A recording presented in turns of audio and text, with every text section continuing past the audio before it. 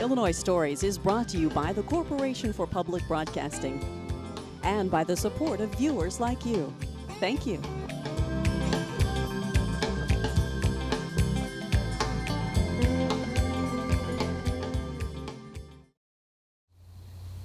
Hello, welcome to Illinois Stories. I'm Mark McDonald in Decatur, virtually in the shadow of the Milliken homestead at number 2 Milliken Place, in front of the Edward Irving House, which is a Frank Lloyd Wright masterpiece. And I don't know how you do this, Mark Willis, but somehow houses like this come on the market at some point, and if you're lucky enough to find one that really suits you, you can get a Frank Lloyd Wright house, which is what you did. Yes, back in, I guess about May of 2013, my fiance, Andrea Frazier, was living in Petersburg, Illinois, and I was living in Maryland. And she said, I found a house I'd like you to look at, knowing that I was interested in Frank Lloyd Wright and the arts and crafts movement. Well, little did I know, looking at it would turn into buying it. Yeah. So I came down here, we saw it, and I made a decision very quickly to move from Maryland to Decatur, you Illinois. must have fallen in love with that house. Yeah. Yes, I very can much see so. why. I can see why. It's really handsome. I mean, that is, when you look at that house, it strikes you immediately, and you say, that looks very familiar. That looks like the Prairie School of Art, right? Exactly. And frankly, frankly, it is. It is. And we're going to see the plans. You have the plans inside that Frank Lloyd Wright laid out. But let's get a little closer to this gem so we can see some of the details a little closer up. The first thing I notice is not only the windows, but I noticed that these wonderful urns, which I also saw in Springfield at his home there. And these are terrific because any time of the year you can put whatever you want in here. Exactly. And you can do it seasonally, can't you? Yeah, it certainly is a unique feature to Frank Lloyd Wright homes. It's at his Oak Park house. He has them, and like you mentioned, the Dana Thomas house. Also, the Prairie School, of course, is long and horizontal. Southern exposure to the front.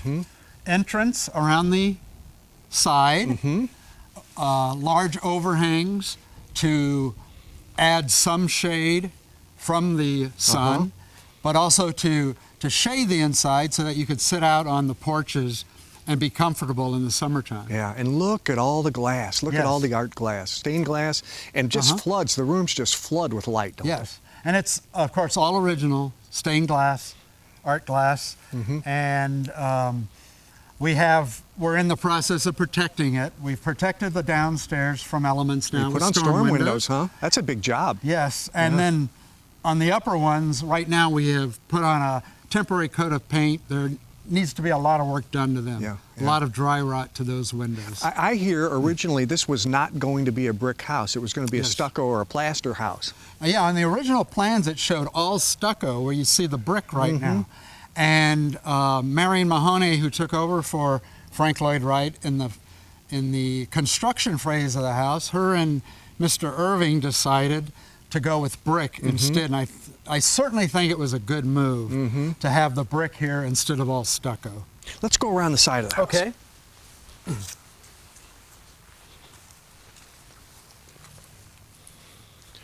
Wonderful tile covered portico there. I guess it's a portico, Mark. Yes. Where the car or the carriage would pull up. And then as you look at the house from there, you've got the glass, the glass area that juts out is the library. Yes. And what's above it? What area is that above? That's a sleeping porch. Oh, really? On each end there's a sleeping porch where when it got too hot in the house, they just go out on those porches and sleep. Of course, there was no air conditioning They could open those up, huh? Yes. Okay. Yes. Well, that's an interesting idea. That's perfect. Screens on it so they could open up the glass windows. Yeah. Yeah, interesting fact you told me a little earlier. They didn't have air conditioning, but they did have a central vacuum system in this house. Wow, talk about ahead of your time. Yeah, and we didn't mention that. The house was finished in 1910. Yeah, 1910, 1911, yes. Yeah. Finally. Okay, let's walk this way because an interesting thing happened in the history of this house that you happened to be the unfortunate enough to witness. Yes. There used to be a big old red maple. Right about here, I guess, huh? Yes. And one of those branches, huge branches, fell right on your house, didn't it? Right. Oh my goodness. Yeah, we figured the maple tree was about 140, 150 years old, and as I mentioned, that's was about the time that Grant was president. So that's how long ago. This tree was here long before the house. Yeah. And in February of last year, we had a branch that we figured was about 70 years old, clip the side of the portico and take it out. Oh, man. So it was a misfortune, but in the long run, it was a good fortune in that we found a lot of things that had been kind of Band-Aid fixed. And our contractor, Jim Turner, was able to fix all of that. And this now will probably last the next 100 years. Yeah, that's actually, that is a mixed blessing. Yes. And you got rid of that nasty old tree. In fact, you're burning it for firewood, aren't you? That's right. We had it cut down by Kramer and Son, and it cost about $2,100. And it's interesting, the insurance company will not cover cutting down a tree, but they'll cover if the tree hits the house. So we had it cut down. We're burning some of the wood, and we saved the trunk that is being milled into lumber. So we're going to be able to do something with that beautiful wood. Yeah. Well, Mark, when guests would have arrived at this house, they would have been dropped off here under the portico. And this, though looks like a side entrance, it's actually the main entrance of the house. That's correct, yes. For most people, this is going to be the first chance they get to see the inside of the house. So let's go in and take a look. Okay. If you could, let's do that. Show us in. Okay.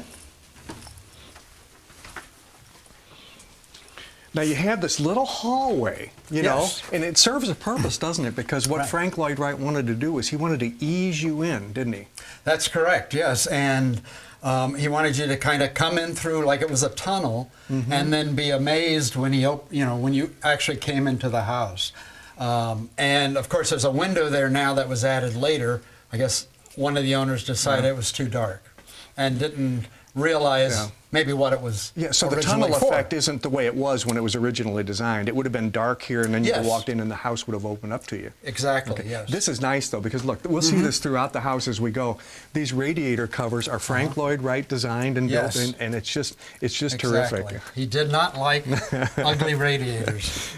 And so the first thing you do is you walk in, and it opens up, and like you say, there's all this daylight from the natural light that floods into the house. Yes. Just beautiful. And we talk about these radiator covers again. I cannot get over these. Look at it; they're exquisite with the plaster and the woodwork. Yeah, and then there are, of course, columns for the house, and they act as the columns, and then they also act, as you said, to heat the house. The radiators are behind there, and nice wood covers. Oh, just beautiful. Okay, let's walk in. Yes. When you first thing you see is that these the entire, I guess that's the east. Was that the east side of the house? This is southern side. exposure. Okay, he wants the southern exposure. Right. And you get this breath of fresh air as you look out, and there's even on a winter day like we have here, you get plenty of daylight flooding in, don't you? And of course, he liked the natural light. If you come here on a cloudy day, you'll really notice that because the house, of course, is a little darker. But he really liked to have that light coming into the house. And it also throws patterns onto the floor. So you get that artistic side of it, too.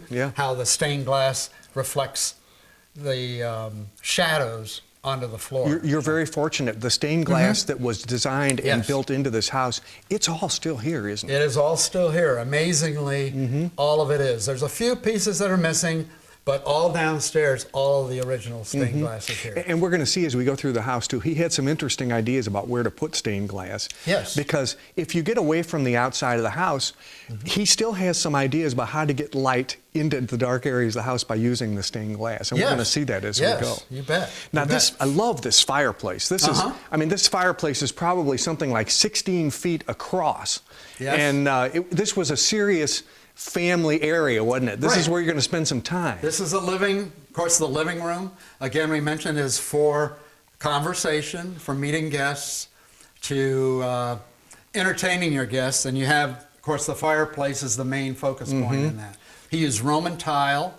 It was a standard of his was to use this Roman skinny tile and have a big open fireplace. Wow. So. And we mentioned the notorious red maple. Yes. You've got some remnants of the red maple here, huh? Yes. Have you tried burning it? It doesn't burn as well as hickory.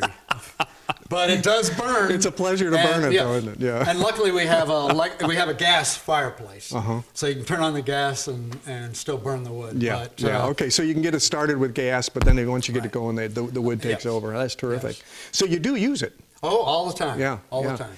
And so when it was, I guess it's always been used, because if you stop using a fireplace, a lot of times they become useless. But, But it's been in good functioning. Oh yeah, very much so. Now we see a lot of Frank Lloyd Wright looking furniture in this room. True. Unfortunately, it's not the case, is it? Oh no. If it was, it'd be worth lots of money. Yes. Yeah. This is a mix of antique and contemporary Stickley furniture. The Stickley Furniture Company, of course, is still in business in upstate New York, and it's actually from the arts and crafts movement. The plain lines, the simple, the simpleness of the furniture, not very ornate like it would have been in the Art Nouveau type of furniture. So. I had a lot of it when I moved here, and it fit very, very well. With, it does. With the house. Yeah, you were collecting the right stuff to become the owner of a Frank Lloyd Wright house. I was always interested in the arts and crafts movement, and the tiles, the pottery, the copper works. Boy, it works. It really works well. Thank you. Let's take a walk into the library. Frank Lloyd Wright believed that you have to have a place to spend time with the family. That's the living room. Yes. You had to have a place to eat. That's the dining room. Yes. And you had to have a place to read and study, right? That's correct. And that would be the library. He always had a functioning and pretty exquisite library, didn't he? Yes, he did. Yes, he did. And of course, these as of yesterday, we have all new doors on the library. They were we figured some of them were removed in the 60s. We were figuring that at some point the owners decided they wanted to have open bookshelves, that the doors were covering up their books. So a lot of them were removed in the 60s, and in the 80s there were only 2 sets left. The middle sets were the only 2 left. And in 86, along with all the furniture, was sold at auction in New York. So those were sold also. Yeah. We brought in a local artisan named Dwayne Shepard here in Decatur to reproduce these doors. And you can see what he's done here. Yes. There is this pattern. There is this stained glass pattern, and then the rest of it is this leaded etching. Right. Yeah. And then Dwayne did the wood, and Stephen Shepard out of Springfield did the art glass. So we had 2 artisans working on that. Stephen Shepard? I'm sorry, Stephen Brooks. Stephen Brooks out of Springfield. Dwayne Shepard and Stephen Brooks. Well, they did a terrific job. And great. It's amazing you can still find artisans these days that do these kind of things. So the only thing left you have to do is you don't have the pulls yet. Right. But you did some studying on that, on what the pulls should look like. Right. And we have it from examples in other parts of the house for the pulls. And of course, right now you can still open them, but I mean, if you didn't know it, you would think that they were original. Yeah. That's the way I feel about it. Yeah. So we were we were very lucky, and that was one of the first projects I wanted to get done, was to get it back to it's a big project, but it's nice because this room now really does look complete. It really does. I mean, if you're going to start on one room, this one is a beauty. Right. This is really neat the way you have these built-ins here. That they couldn't sell this at auction. No, this window seat here. You're exactly right. And there's a radiator behind there, I think. Yeah, it's a radiator behind there. But the woodwork and the glass is beautiful. Right. Just beautiful. And we're looking at, of course, reupholstering it at some point, to get it, to reupholster the built-in. Yes. Now, this is interesting too. You'll find as you go through the house, you'll find that there are little squares here that don't have lights on them. Exactly. And you can see these do. But there were places where the original fixtures are gone, and apparently that happened when the furniture was sold in '86. Probably, yes. Yeah. And then these are not original either. They're reproductions that a previous owner put up. Yeah. So all of the knowledge is out there in order to reproduce these. It's just finding someone to do it, and then also the monetary. Expense. Yeah, the expense. I mean, it's a specialty, yes. and you know, if you want Shepherd and Brooks to do this. I found when they say custom, you can add quite a bit to it. Right. And everything in this house, of course, is custom. That's right. Let's walk to the dining room. Yes, yeah. I like to walk through this living room again anyway. Yeah, I don't get tired of this whole look this flooring. either. I asked you a little earlier about the flooring. You were fortunate because many of the owners, some of the owners in here, had carpeting put down, which saved your wooden floor quite a bit. Definitely saved it, yes. And this is the original floor. You came in, you had to have some work done to it, but basically it was in good condition. Right. Yeah, we moved in August of 13, and before we moved in, we had the whole floor done because we thought, you know, of course, that's the best time to do it. This area was very faded from the southern exposure. Sure. We added blinds to help that, and then we added the storm windows to help with the UV coming in. So we now have this protected. We have the windows protected from the elements. So those are some of the things we could do early on. Storm windows, while they don't add a lot visually to the house, they keep it safe and protected, don't they? Yeah. But what I like about these, you can't tell almost that you don't even have them here. So that was what I wanted. I didn't want any cross beams or anything like that in between. I wanted solid, and we were able to find a vendor to do that for us. Terrific, terrific. Okay, now here we go. And these columns, I love these columns. Have radiators in the columns, and they're covered with this beautiful design. I just think that's great. And then, of course, we had pointed out when you go to a different room, you're going under a low overhang to kind of give you the separation of the rooms. And then when you walk through, it opens up again, so you have that it doesn't wow cut off factor. the sight line as it doesn't. would if the rooms were separated. Right. Some of the people that lived here actually wanted to separate these rooms, didn't they? Yeah. They would put up curtains or drawers of some kind to separate the rooms. Yeah. I don't blame you. You didn't like that look. You like it this way. Yeah, I found a photo of, as you mentioned, they had blocked off the top, put giant planters here, because I guess that was the tradition to have separate rooms. Yeah, yeah.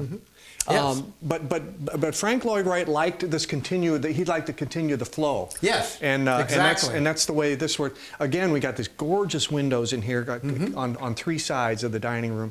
Yes. You've done some real work here to try to run down the history of this house, and you've got some of the drawings out for us, spread out for us. These are copies of the original plans for the house, is that? Yeah, let me move this. This is one of the ways that you know that this was a Frank Lloyd Wright design. Yes.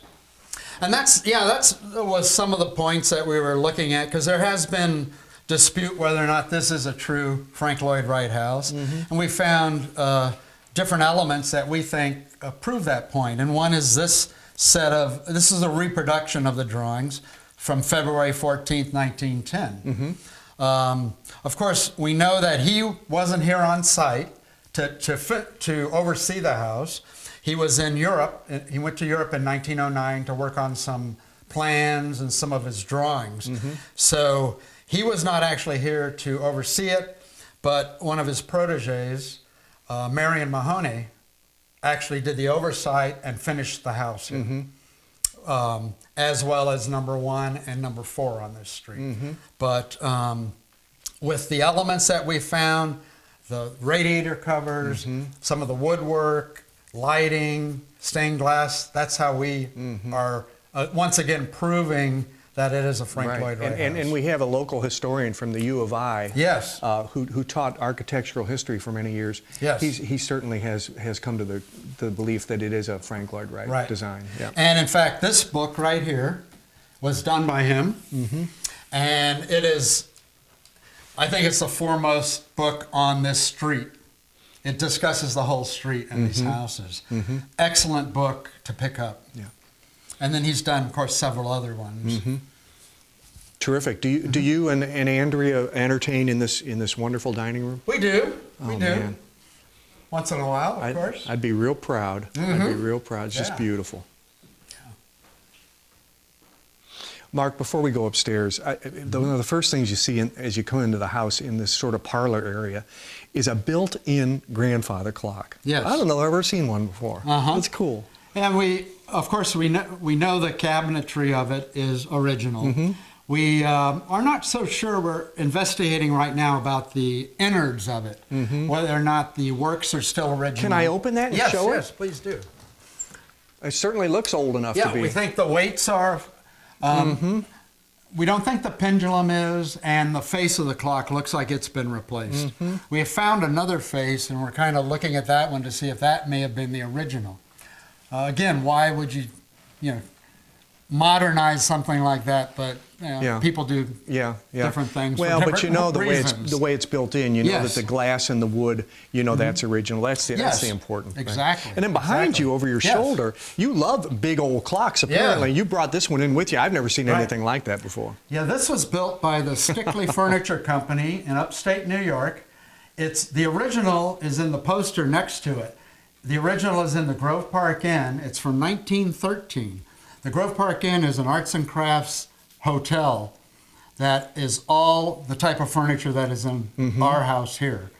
And in 1996, they did a reissue of the piece.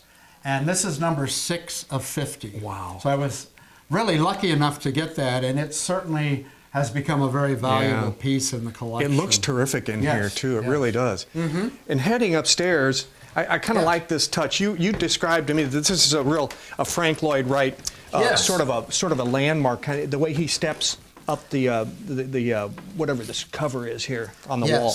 Yeah, and we believe that, or in my readings, that he didn't like those vertical lines, so he did horizontal lines to kind of match the steps going up. And you also see that in his Grove Park home. So that's another one of those architectural features that we think, again, leads to it being a Frank Lloyd Wright house. Mark, there are some features here that I just think are so... Come over here, if you would, for me. Sure.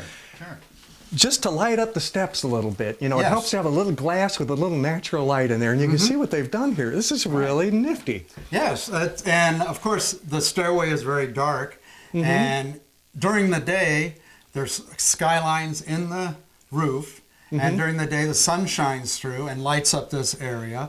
And then in the evening, you can turn on the light in the attic, and you can light it up that way too. That is so it's a very nice added feature. It is. He loves that natural light. Every opportunity he gets. Yes. And then not to be outdone by, then you get to the top of the steps here, and this is also lit from the natural light coming in through the skylights in the ceiling, or in the attic. Isn't that nifty? And of course, always the woodwork, the neat. And of course, this was done with wood and then stained glass panels or art glass panels over the top. So we think, again, it was a feature of Mary Mahoney. And another one that I have never seen before. Yes. Now, that glass that was in the top of the steps, or above the steps, had to be somewhere. So it's in the steps going up to the attic. That same sheet of glass. I've never seen glass steps before. Right, and it's, again, a unique feature, and when we have people visiting, they've heard about this, this is one of the first things they want to see, are the glass stairs going to the attic. What a hoot. Okay, so then we get into the hall, which really leads to the bedrooms, and again, we've got this opportunity to let the natural light flow in from the attic. Right, and currently we have the lights on, and if you turn them off, you can still see that, You've got that, and that's the natural light coming from the skylights. Skylights, in the roof. Yes. So, and on very bright sunny days, it's just beautiful. Yeah. Just beautiful. The light that it brings in and the colors. Terrific. What a great idea. Yes. Now this house has 4 bedrooms. 4 bedrooms. And some the bedrooms for the help. Yes. And all the bedrooms are basically the same size, and they look very similar to this, don't they? Yes, this is typical. 2 of them have the vaulted ceilings like this.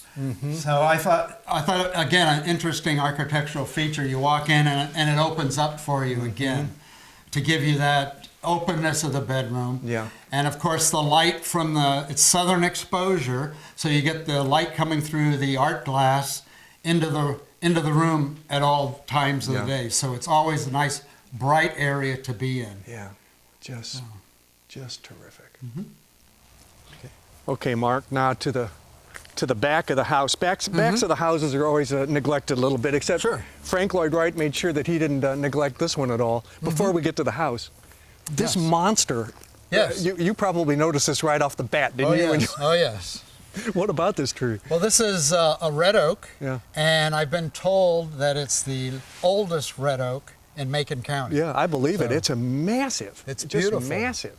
Of course, we worry at times on some of the branches on the house. Especially with your history with houses, or with trees, It seems to be very healthy, and that, we're told that it should last quite a long time. The back of the house has some interesting detail that you don't see very often. Yes. This was tile work added probably, again, by Marion Mahoney to mimic the stained glass. You didn't see a lot of outside tile work on Frank Lloyd Wright houses, but this one has it on the back, even on the back where it's not really showing to the front facade. So it was put in, again, to mimic the stained glass. Yeah. Very fascinating. Well, thank you very much for this tour. We really appreciate it. I enjoyed you coming down. Yeah, and as you know, probably, I mean, it's not every day that you, a member of the public, will get a chance to tour a privately owned Frank Lloyd Wright house. But Andrea and Mark have committed to the fact that if people want to see the house and they want to make an appointment to go through and tour this house, that they're willing to do that. With another Illinois story in Decatur, I'm Mark McDonald. Thanks for watching.